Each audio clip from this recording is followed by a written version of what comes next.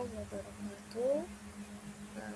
Di pertemuan pertama ini saya akan menjelaskan tentang kontrak perkuliahan dan basis data non relasional, di mana di kontrak perkuliahan kita sama seperti kelas-kelas perkuliahan sebelumnya di semester sebelumnya dengan mata kuliah basis data.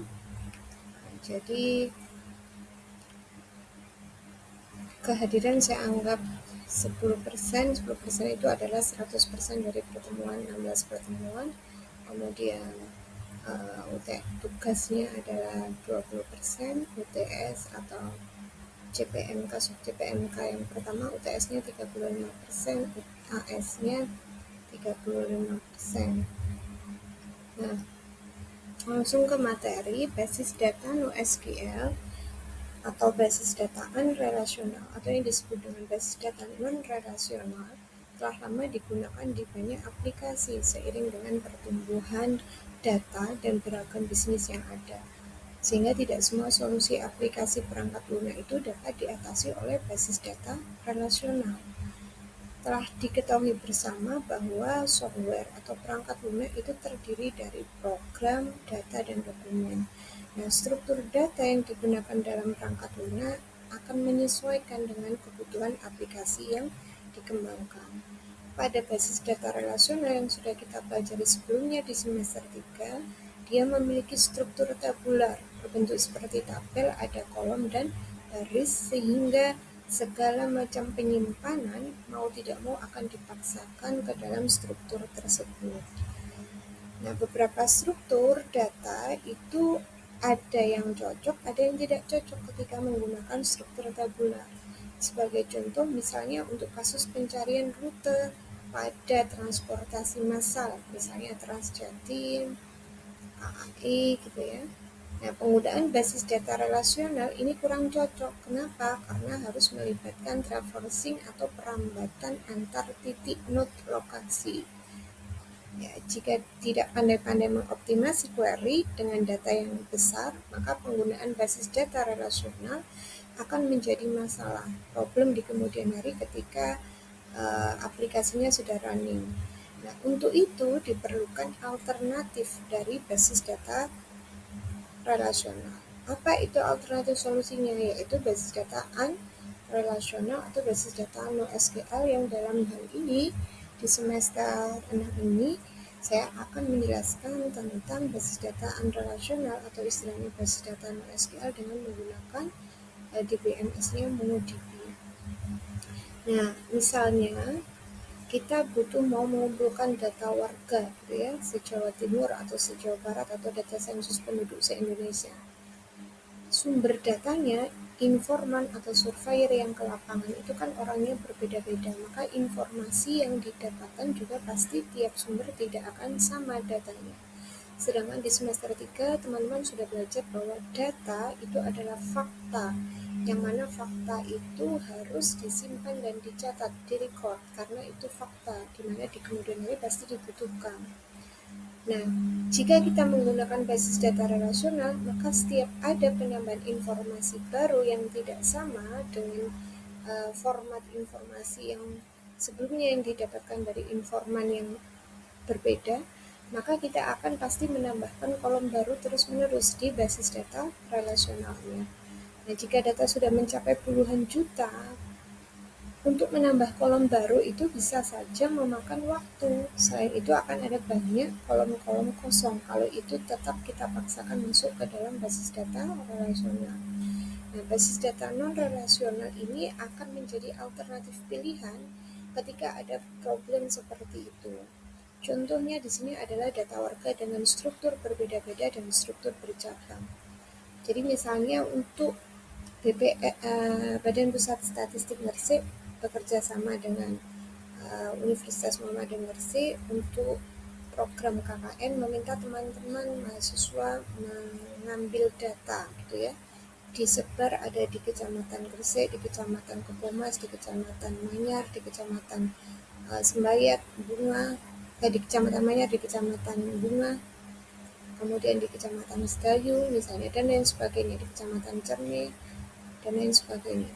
Nah, informan dari setiap wilayah kecamatan tentu saja mendapatkan informasi yang tidak sama.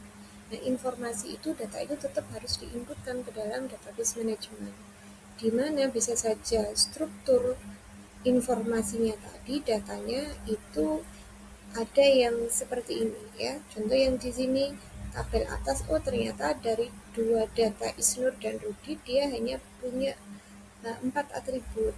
Kemudian yang Nurlansa dan dia Nima, dia ada informasi yang mana kalau itu dipaksakan masuk ke base data relasional itu butuh 5 atribut, 5 kolom. Kemudian kalau yang informan lainnya, oh itu butuh misalnya 6 atribut, 6 kolom. Nah, ketika itu dipaksakan di DBMS, misalnya MySQL atau Oracle yang berbasis relational database, maka akan ada kolom-kolom yang kosong, yang jika informan yang paling atas ini dia tidak ada gaji, dia tidak ada hobi, maka di kolom itu pasti akan dikosongi.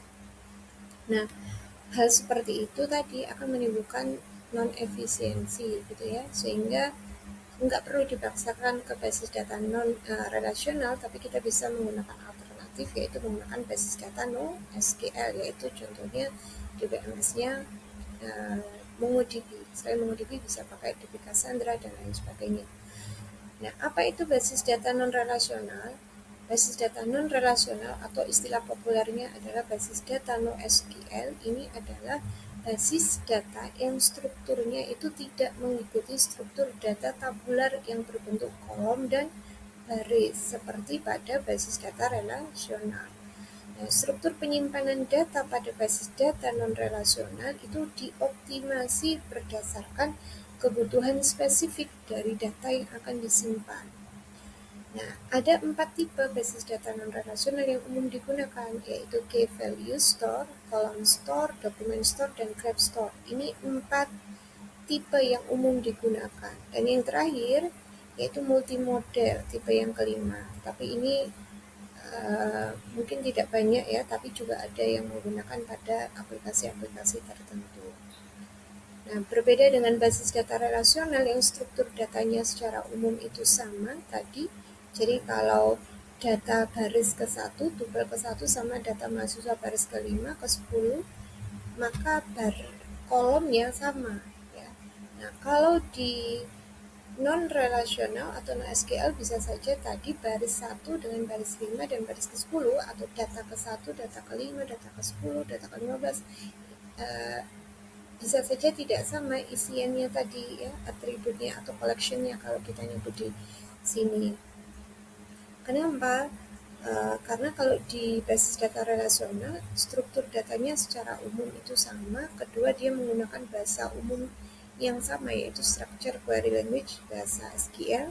Sedangkan kalau pada basis data non relasional, cara untuk mengakses dan mengubah informasi pada basis data ini berbeda-beda nanti tergantung kepada program basis datanya. Nah, ini adalah 5 atau 4 tipe data pada basis data unrelational atau basis data NoSQL tadi. Ada key value, ada column family, ada graph, dan ada dokumen. Nah, basis data key value ini datanya disimpan dalam pasangan kunci dan nilai. Kuncinya apa, value nilainya apa. Ya, contohnya biasanya pasangan kunci nilai ini sering digunakan untuk associative array, di mana kunci merupakan suatu yang unik dari data yang akan disimpan. Nah, beberapa produk basis data key value ini seperti Redis, ya, di mana dia memanfaatkannya sebagai cache. Contohnya adalah produk dari basis data model ini adalah Voldemort. Basis data key value ini strukturnya paling sederhana. Ya, contohnya adalah misalnya menyimpan data warga 001 tadi, itu adalah key-nya, kuncinya. Value-nya, nilainya adalah, oh pada warga 001 ada nilai nama, namanya Burhan, atributnya umurnya 12, koma lagi nanti kalau ada atribut gaji dan lain sebagainya tadi. Sehingga basis data tipe key value ini memudahkan untuk scaling ya, untuk menambah kapasitas sumber daya server basis data secara horizontal. Tipe data key value umumnya digunakan untuk gaming, caching, dan IoT. Contohnya DBMS-nya adalah Redis, Memcached, dan yang lainnya. Yang kedua adalah tipe basis data column oriented. Jadi kalau basis data relasional menyimpan data dalam baris-baris tadi, kalau basis data model column oriented ini menyimpan data sebagai bagian dari kolom. Jadi kasus sederhana, satu data file per kolom. Semua data dalam setiap kolom data file memiliki tipe yang sama. Contohnya adalah pada basis data jenis ini itu adalah Habis dan Cassandra, ya, DBMS Habis dan Cassandra. Nah, datanya disimpan dengan struktur yang mirip basis data relasional. Ada baris, ada kolom. Perbedaannya kalau di basis data relasional nama kolom antar barisnya sama. Tadi sudah saya sebutkan di depan. Kalau basis data NoSQL, nama kolom antar barisnya dapat berbeda-beda. Sesuai contoh tadi, data penduduk Jawa Barat atau Jawa Timur, informan yang diterjunkan ke lapangan bisa saja dapat informasi yang tidak sama. Sehingga kolomnya tentunya tidak sama. Ada yang kolomnya 4, 6 sesuai informasi yang didapatkan dari surveyor di lapangan. Nah, nggak bisa juga kita abaikan. Ini kan di DBMS-nya sudah aja kita paksa ke basis data relasional pakai atribut atau 4 kolom. Hanya misalnya NIK, nama, kemudian pekerjaan, misalnya alamat, gaji, itu aja, yang lain nggak penting, nggak bisa ya, karena namanya informasi itu adalah yang namanya data itu adalah fakta yang sebenarnya yang ada di lapangan yang harus kita catat, suatu saat pasti dibutuhkan gitu ya, untuk sebagai informasi di masa depan. Nah, contoh basis data ini yang tipenya data column oriented ini adalah Apache Cassandra, Habis, DataStack Enterprise, sama Apache Accumulo. Lalu ada basis data dokumen. Jadi basis data dokumen ini adalah datanya digunakan untuk data yang disimpan ini berbentuk dokumen, collection. Kemudian dokumen ini bisa berarti segala macam dokumen dengan format tertentu, baik itu PDF, XML, JSON, dan sebagainya. Nah, basis data ini mampu menangani data yang tidak terstruktur, schema-less. Basis data dokumen bisa memanfaatkan pasangan key value untuk keperluan pengakses dan penyimpanan ataupun memanfaatkan arsitektur representasional state transfer untuk keperluan tersebut. Contoh dari basis data model ini adalah MongoDB dan CouchDB. Dia mirip key value store tetapi lebih kompleks dan datanya disimpan dengan struktur JSON. Umum digunakan untuk aplikasi-aplikasi big data, aplikasi yang butuh real time. Contohnya DBMS-nya adalah MongoDB, Couchbase, CouchDB, dan Google Firebase. Nah, lalu tipe berikutnya adalah basis data graph. Jadi kalau basis data graph ini dia menyimpan data dalam node-node yang saling terhubung menggunakan edge, di mana setiap node tadi dapat memiliki properti atau data yang berbeda-beda. Nah, pada produk graph database tertentu ini dia memiliki cara akses ke basis data graph menggunakan query. Produknya adalah DBMS-nya Neo4j yang menggunakan Jupyter tadi. Basis data graph ini biasanya untuk menyimpan relasi antar satuan data yang memiliki keterkaitan tinggi. Contohnya hubungan antara user media sosial. Nah, nanti bisa mengambil data dari API-nya ya di sosmed, atau Twitter dan lain sebagainya, aplikasi X atau Twitter. Nah, biasanya digunakan untuk apa? Basis data graph ini untuk aplikasi social networking, analisis media sosial, jadi kayak text mining, sentimen positif dan negatif dari cuitan masyarakat yang ada di Twitter. Jadi kalau di tugas-tugas akhir cutting kamu anak informatika misalnya analisis sentimen penggunaan warga masyarakat Indonesia, penggunaan KAI misalnya, penggunaan Transjatim, penggunaan PDAM, keluhan pelanggan dan lain sebagainya itu ya. Nah, data itu diambil dari API-nya Twitter misalnya.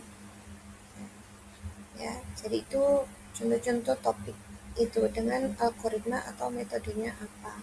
Lalu aplikasi rekomendasi pilihan, contohnya aplikasi rekomendasi tempat wisata, Traveloka, tiket.com, etiket, rekomendasi hotel, dan lain sebagainya. Maka aplikasi itu basis datanya tipenya data grab biasanya. Kemudian deteksi wajah, deteksi apa misalnya penyakit gitu ya, dengan datanya berupa gambar atau citra.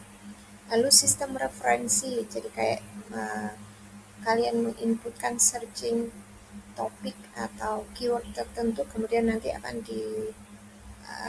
berdasarkan kemiripan dari kata-kata yang diketikkan tadi, maka akan muncul misal referensi publikasi apa yang bisa kamu jadikan literatur gitu ya. Nah, contoh basis datanya adalah Neo4j dan JanusGraph.